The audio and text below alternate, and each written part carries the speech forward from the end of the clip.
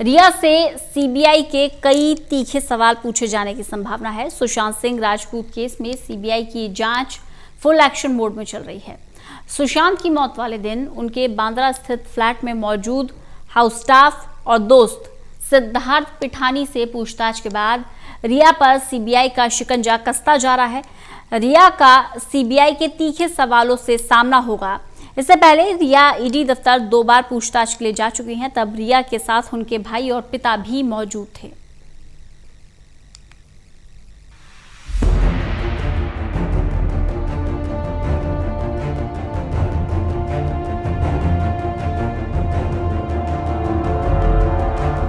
Sushant suicide case में जब से सीबीआई ने जांच शुरू की है, तब से कई नई परतें खुलती नजर आ रही हैं। कई चौंकाने वाले खुलासे भी हो रहे हैं। हाल ही में बड़ा खुलासा हुआ था कि सुसाइड के ठीक 1 रात पहले सुशांत के घर की लाइट बंद थी, यानी कि वहां कोई पार्टी नहीं हुई। जबकि पुलिस की जांच में ये बात सबसे पहले सामने आई थी कि सुसाइड से 1 रात पहले घर पर पार्टी की गई थी। यानी कि सीबीआई जांच में कई अहम पहलू सामने आए हैं, जो केस को सुलझाने के लिए काफी महत्वपूर्ण साबित हो सकते हैं। इस केस की जो सबसे अहम कड़ी रिया चक्रवर्ती है, उनसे ईडी पहले ही पूछताछ कर चुकी है और अब सीबीआई की रिया से पूछताछ में कई अहम सवाल पूछे गए। सीबीआई सुशांत के करीबी सिद्धार्थ पिठानी, दीपेश सावंत और नीरज से कई बार पूछताछ कर चुकी है। सीबीआई की रिया की पूछताछ में कई अहम सवाल हैं, जो नया मोड़ केस को दे सकते हैं। पहला सवाल, आपके और सुशांत के बीच झगड़ा क्यों हुआ? दूसरा सवाल, सुशांत का घर छोड़ने के 7 दिन पहले और 7 दिन बाद क्या हुआ? तीसरा सवाल, आप सुशांत का घर छोड़कर क्यों गई? चौथा सवाल, सुशांत से आपका झगड़ा कब शुरू हुआ?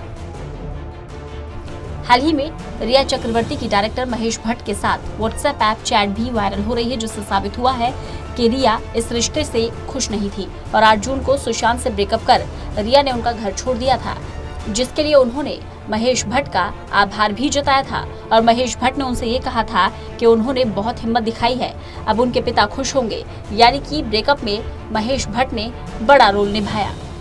सुशांत की कमाई को लेकर कई अहम सवाल हैं, जैसे सुशांत की कमाई का कंट्रोल किसके पास था? दूसरा सवाल, सुशांत के डेबिट और क्रेडिट कार्ड किसके पास रहते थे? तीसरा सवाल, घर खर्च और नौकरों की सैलरी का हिसाब कौन रखता था? अगला सवाल, क्या आप सुशांत के प्रोफेशनल फैसले में दखल देती थी? गौरतलब है कि सीबीआई के पास न केवल सुशांत के बैंक अकाउंट स्टेटमेंट है, बल्कि ट्रांजैक्शन की भी डिटेल है।